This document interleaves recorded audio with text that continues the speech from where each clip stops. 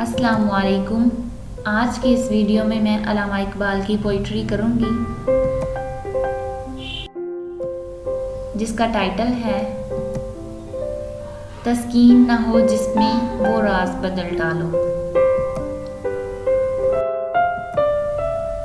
تسکین نہ ہو جس میں وہ راز بدل ڈالو، تسکین نہ ہو جس میں وہ راز بدل ڈالو، جو راز نہ رکھ پائے ہم راز بدل ڈالو۔ تم نے بھی سنی ہوگی بڑی عام کہاوت ہے، تم نے بھی سنی ہوگی بڑی عام کہاوت ہے، انجام کا ہو خطرہ آغاز بدل ڈالو۔ پرسوز دلوں کو جو مسکان نہ دے پائے، پرسوز دلوں کو جو مسکان نہ دے پائے، سر ہی نہ ملے جس میں وہ ساز بدل ڈالو۔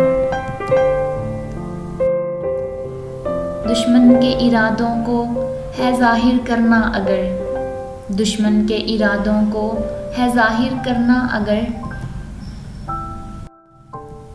تم کھیل وہی کھیلو انداز بدل ڈالو۔ اے دوست کرو ہمت کچھ دور سویرا ہے، اے دوست کرو ہمت کچھ دور سویرا ہے،